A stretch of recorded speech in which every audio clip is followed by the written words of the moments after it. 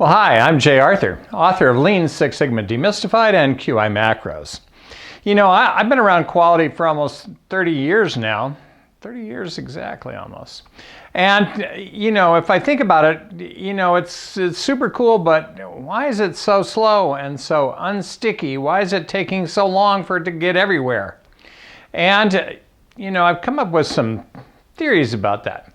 If you're familiar with a technique called theory of constraints, there's a whole process to figure out why things aren't running as quickly as they should. And so the first one is to identify the constraint. Well, I believe our constraint is this old policy that we kind of got stuck in our brains, some limiting beliefs about how this is all done through 2 and 4 week black belt trainings and then 4 to 16 month projects. Too slow, too long. Right? And so if we think about that is just how we've been doing it, and it's just how we made it, and maybe what we should do is change that, which is what I've really done with my Agile Lean Six Sigma training. Right? What we're trying to do is get people to produce results. We're not trying to produce belts. Let's be clear about that. That is not it. Right? Our outcome is to get faster, better, cheaper, more productive, more profitable, less patient harm, all of that kind of stuff. These are the outcomes we're seeking to achieve. Now, do you need 2 and 4 week black belt trainings to do that? No, that is not a requirement, right? So what we have to do is exploit that constraint. And so what I've done over the last 20 odd years is I've systematically started to automate things that used to take a long time to teach in those trainings and make them just automatic using QI macros. Things like the control chart wizard to pick the right control chart, and control chart template wizard to pick the right template, and the data mining wizard to build entire improvement projects from raw data without any training at all. Right? So this is how we exploit the constraint. And so we can set up our training so that there's some pre-work, so we get teams together that actually have data about a real problem to solve. And then we bring them in for 1 day of training, 1 day, right? A half a day of Lean, a half a day of Six Sigma, using QI macros on the Six Sigma side to automate all of that analysis. And then have them just go out and start making improvements. And the companies that are doing this are getting results. Now, it's not that you don't eventually need to know the other stuff. I'm not saying that. You just don't need to know it to start. That's dumb. It's overproduction. We're sticking things in people's brains that confuse them. I think that's just wrong.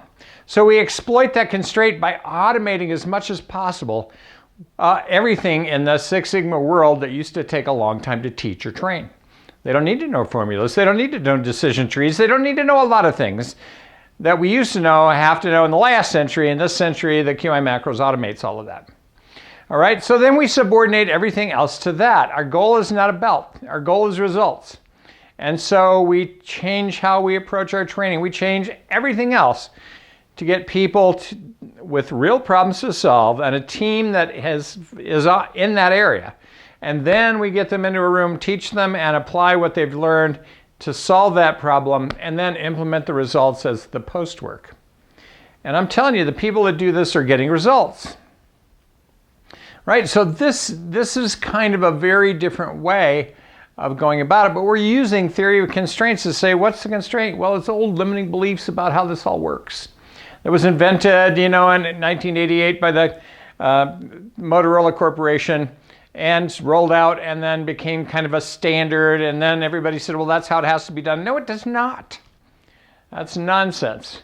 You know, there's other limiting policy beliefs, you know, that we have to have top-down support before we do anything. No, you can do this wherever you live. You don't have to have, you know, the high honchos anoint you, you know, with the power of quality. You don't need that, right? What you need to do is start solving problems, and this can be done very quickly and easily.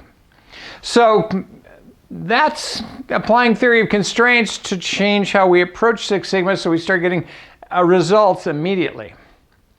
You know, and one of the phrases I wrote down and I found in my journal, you know, is if you want to spread the gospel, you have to give away the Bible. So if I want to spread the gospel of quality, I have to give away the Bible. And so if you go on our website, you'll find my Agile Lean Six Sigma book. Agile Process Innovation. You can download a copy of that or you can buy a copy of Amazon. And that's the how-to. But I also have free Yellow Belt training. I charge for the certification, but the Yellow Belt training itself is free. Right? Giving away the Bible. And then I give away my Agile Lean Six Sigma Trainer training. Right? So if you want to learn how to teach people the way I do so we get results in a day, you can go learn how to do that online. I'm giving you for free everything I know over the last 30 years to get results. Because that's what your leadership team is looking for. Not belts, results. As soon as you shift your attention to results, you change how you approach everything. Right? So this is my approach. And some people will disagree with that. Too bad. It's the 21st century. If we aren't agile, if we aren't fast, nobody's going to care. Nobody is going to care. And Six Sigma will go, boom. So, that's my improvement insight for this week. Let's go out and improve something. Let's make America hassle-free.